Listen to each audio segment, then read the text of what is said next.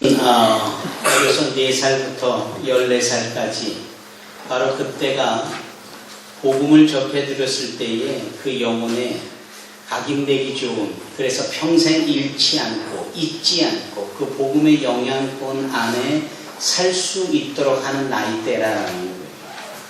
우리의 자녀 중, 우리의 손주, 손녀 중 그렇게 4살부터 14살까지 할아버지 할머니의 손에 이끌려 부모의 손에 이끌려 함께 교회에 나와 온 가족 예배를 드리고 이렇게 신앙생활을 영위하는 것보다 더 소중한 일이 어디에 있겠습니까? 아무쪼록 우리 산소원교회, 더 나아가 한국교회, 전세계 교회가 어린 영혼들에게 주 예수의 말씀을 전하고 증거해 나가는 교회가 되기를 바랍니다. 5월 첫 주일 어린이 주일을 맞이하여서 저희가 이와 같은 프로그램을 준비한 것이죠. 여러분, 예수 그리스도의 성장하심과 세례 요한의 성장함이 누가복음에 고스란히 기록이 되어 있지요. 첫째, 예수님의 성장은 키가 자라고 지혜가 자랐다라고 했습니다. 키라 함은 육적인 성장이고 지혜라 함은 말씀에 의한 신앙의 성장을 의미합니다. 또 하나님과 사람들 앞에 사랑함을 받았다라는 것이 예수님의 성장의 특징입니다. 그 사랑을 받았다라는 것이 다른 말이 아니에요. 은혜다라는 겁니다. 즉 하나님께 칭찬과 존귀를 받았다라는 것입니다.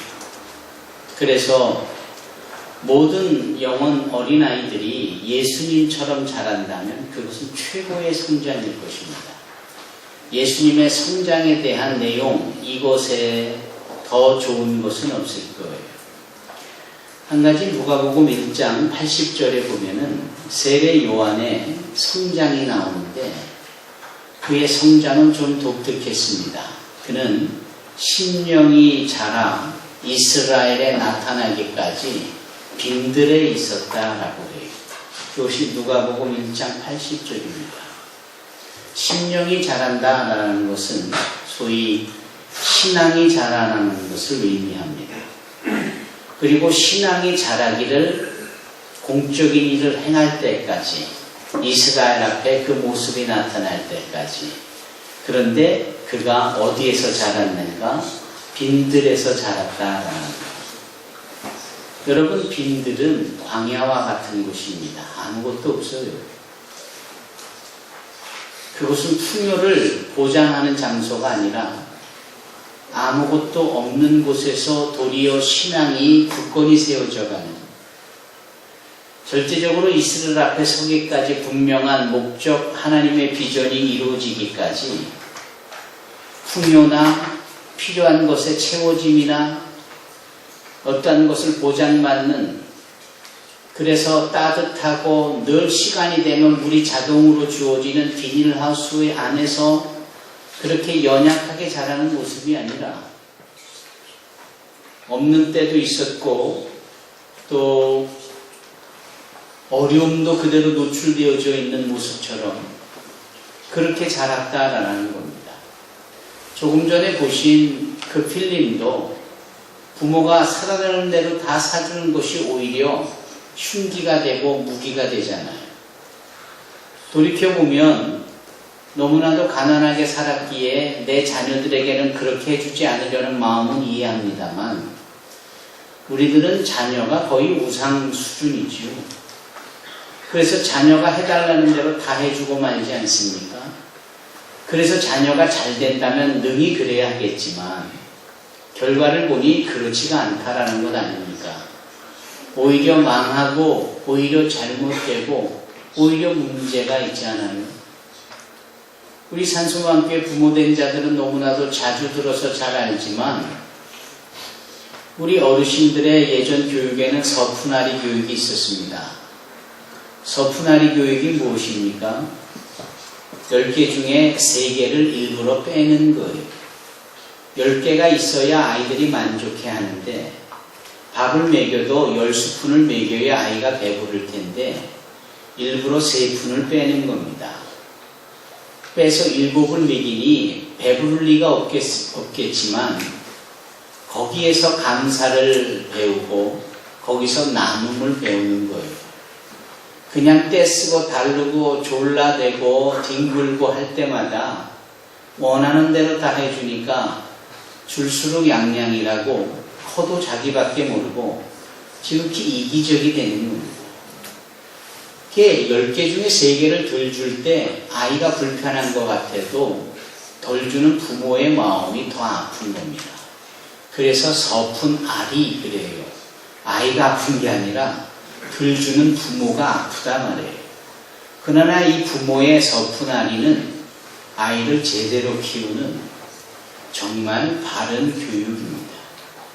세례 요한이 그렇게 빈들에서 심령이 자라해져가고 그것이 신앙으로 성장되어질 때 천국에서 가장 큰 자라고 여겨질 만큼 주님께 칭찬을 받고 모든 신앙인들의 모범이 되지를 않습니까?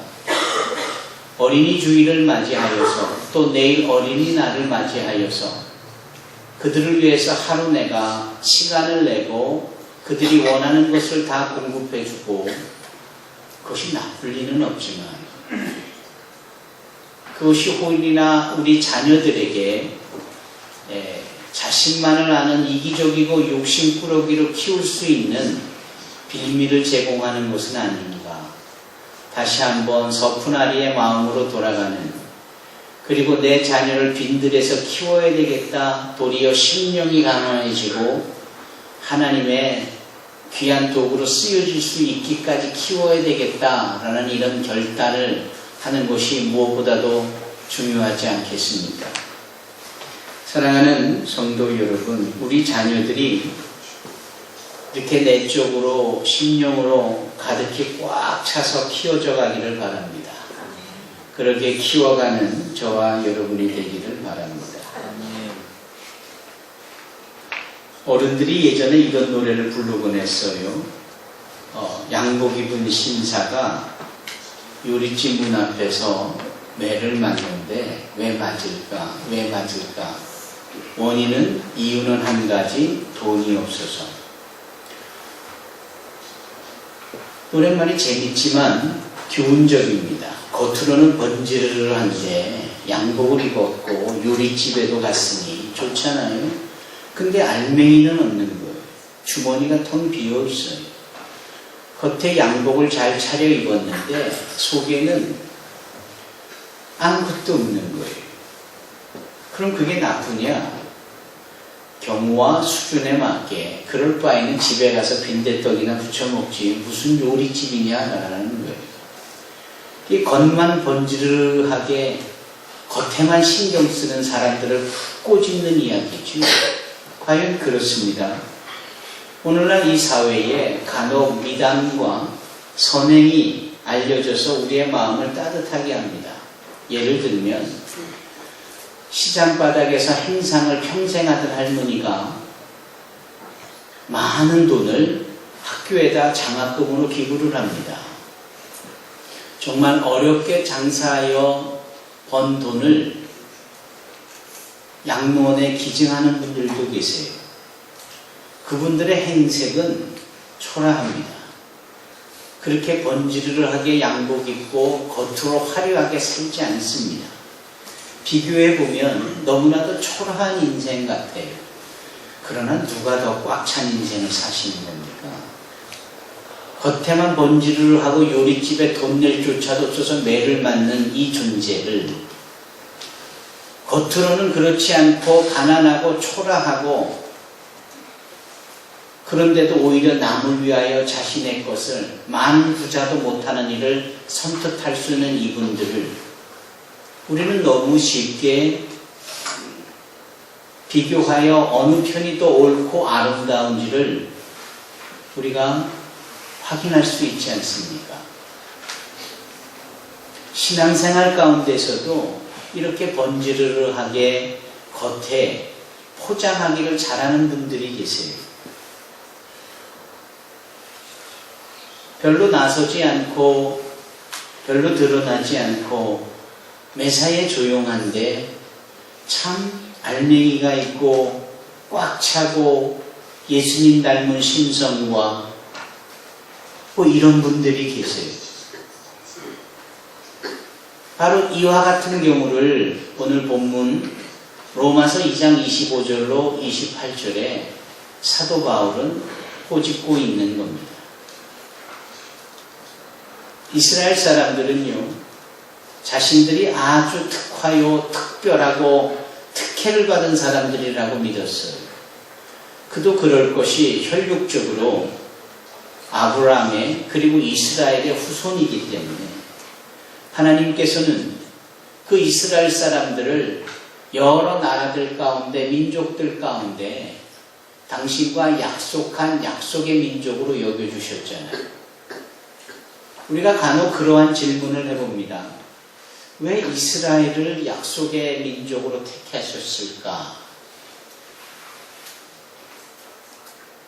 여러분, 약하고 무지하고 가난하기 때문이 아닙니까?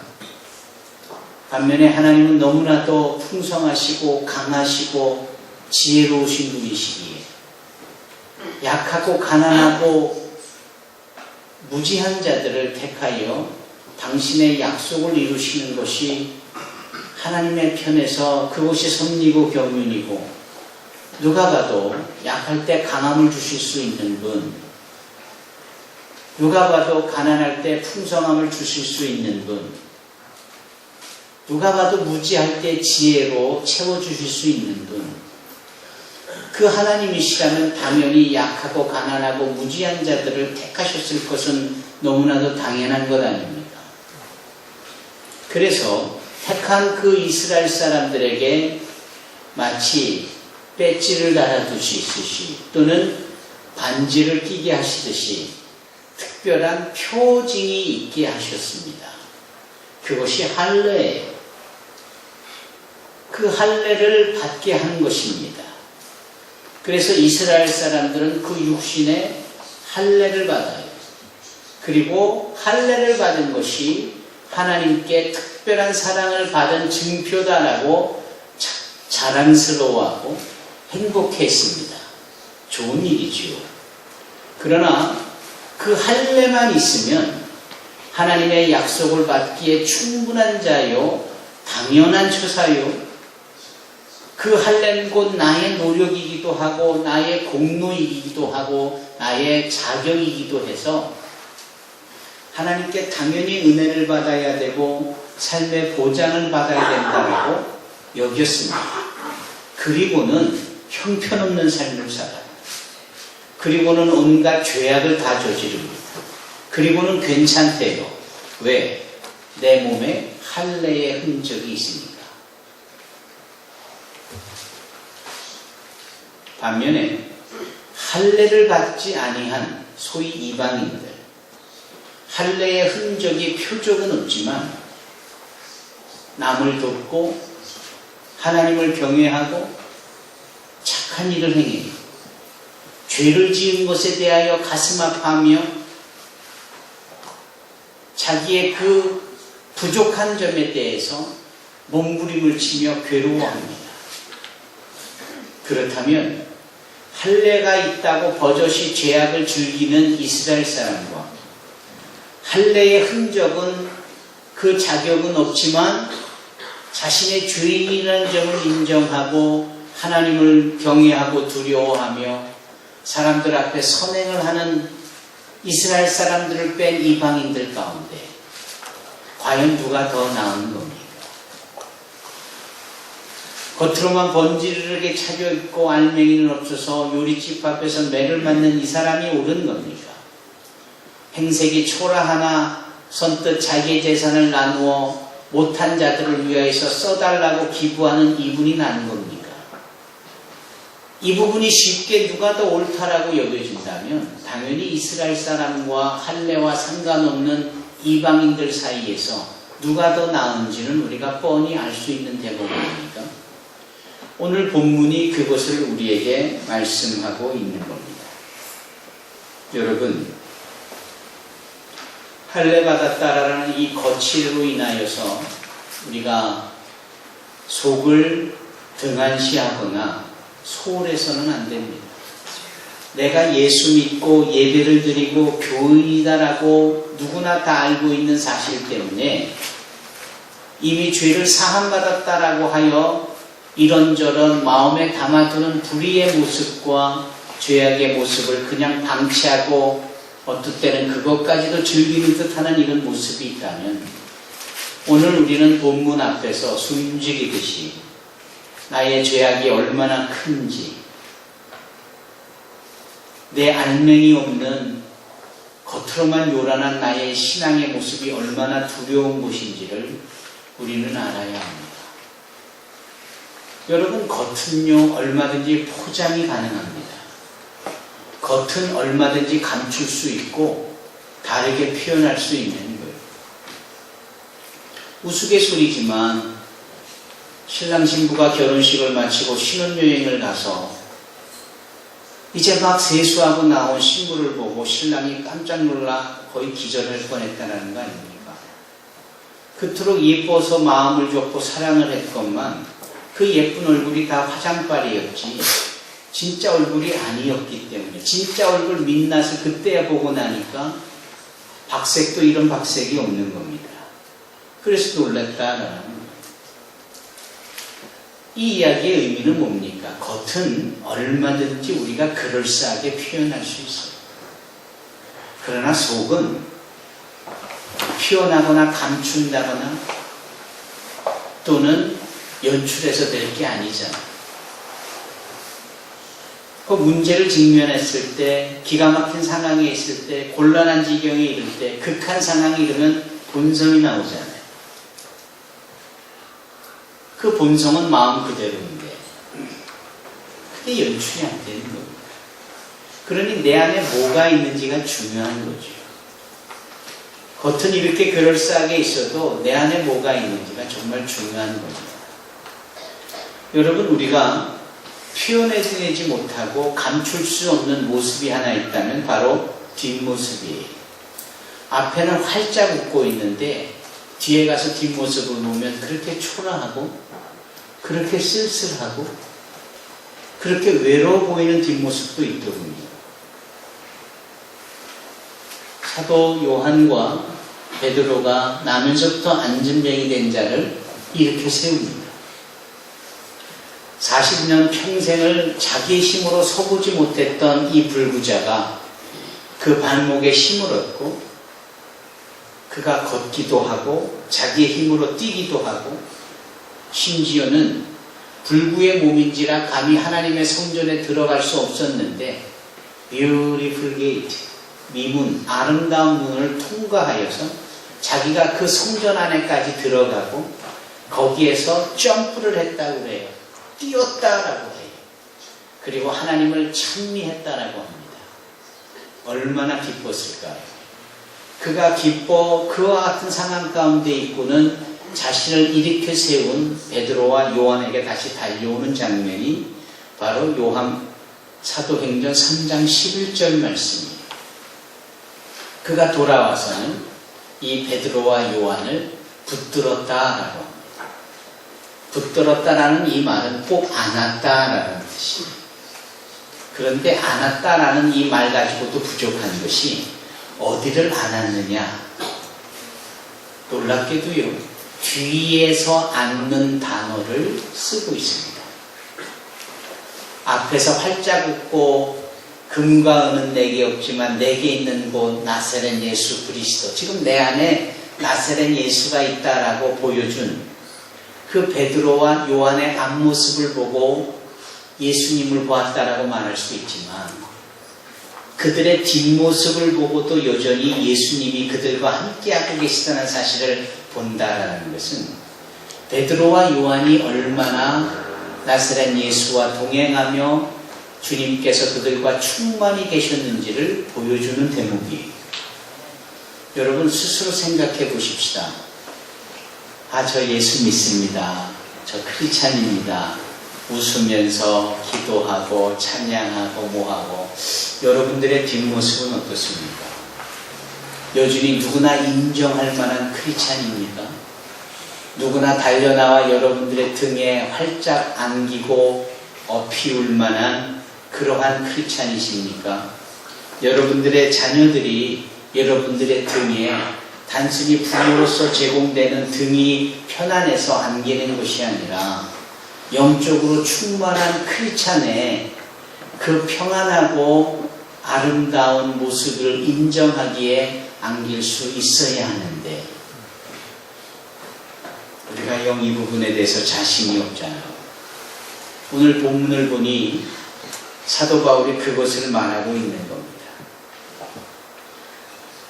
하나님은 겉모습은 별로 중요하게 여기지 않아요. 중심을 보십니다.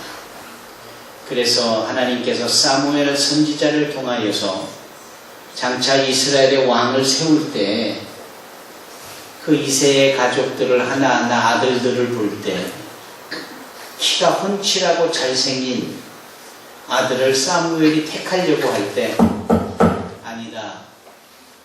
사람은 외모를 보지만 나는 중심을 본다 이런 말씀입니다. 사람들은 표면적인 부분을 중요하게 여기지만 나는 이면적인 부분을 중요하게 여깁니다. 겉으로 보이는 것이 아니라 보이지 않는 이면 속이 더 중요하답니다. 하나님이 사무엘 선지자에게 그렇게 말씀한 거예요.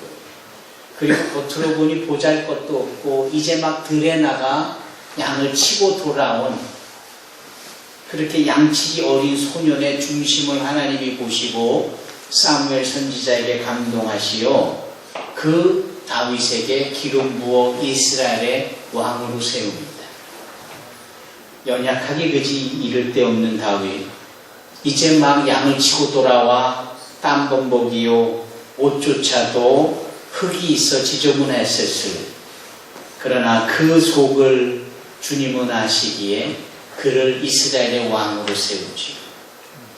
오 표면적 유대인들이요, 율례 할례라는 것을 몸에 지녔다고 겉에 그 모습이 나타난다고 너희가 저절로 하나님의 은혜 가운데 있다고 생각하느냐.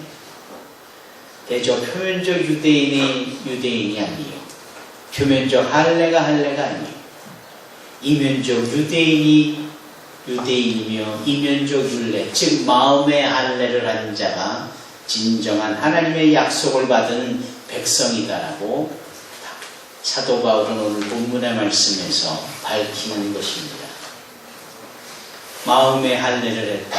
그렇다면 그것은 무엇을 의미합니까? 우리의 마음이 하나님의 약속의 장이 되고 그릇이 되고 우리의 마음이 하나님의 말씀이 새겨진 하나님의 말씀의 흔적이 고스란히 있는 것이어야 된다는 겁니다. 이 마음을 여러분 잘 간직하시기 바랍니다. 그리고 이 마음을 우리 자녀된 자들에게 잘 가르치십시다. 알맹이 있고 속이 꽉 찬 우리 신앙의 자녀들로 저들의 마음에 하나님의 약속의 징표가 있는 마음의 할례가 있는 자들로 우리 잘 키워나가십시다. 그러한 자들을 하나님이 칭찬하신다라는 거예요. 칭찬이라는 단어가 꽤 우리에게는 자주 듣고 그 빈도수가 많은 단어처럼 보여도 성경에 칭찬이라는 단어가 그렇게 자주 안 나옵니다. 칭찬받은 사람이 고작 해야 초대교회 7 집사들이 칭찬받는 사람이라고 나옵니다. 그 뒤에 사도행전 10장에 나오는 고넬료 같은 사람이 칭찬받는 사람이라고 나와요. 그 뒤에 디모데가 칭찬받는 사람이라고 나옵니다. 그 뒤에 아나니아 같은 사람이 칭찬받은 사람이라고 사도행전 22장에 나와요. 아나니아라는 이름은 하나님께 은혜를 받았다라는 이름으로 그 당시에 대단히 대중적인 이름이었어요. 그래서 삽비라와 더불어 성령을 속인 자의 이름도 아나니아였고 사도행전 9장에 나오는 이 사도 바울의 눈을 열어준 선지자의 이름도 아나니아였고 그러나 또 다른 아나니아가 하나 있었으니 하나님과 사람에게 칭찬받는 자였다. 칭찬받는 사람이 고작 이 정도입니다. 성경 전체에 말이죠. 그러니 이 칭찬이라는 것은 얼마나 희소성이 있는 일입니까? 그런데 이 희소성 있는 이 칭찬이 다름 아닌 마음의 할례를 할 때, 마음의 말씀을 새길 때 칭찬받는 거라. 오늘 저와 여러분들이 거칠에는 좀 약하고 부족해도 그것을 차선으로 뒤로 하고 오히려 우리의 속사람에, 우리의 마음에 하나님의 말씀이 새겨지고 우리뿐 아니라 우리 자녀들까지도 마음밭에 하나님의 말씀이 새겨져서 우리와 자녀와 자손들이 함께 하나님 앞에 그리고 세상 사람들에게 칭찬받는 자들이 되기를 바랍니다.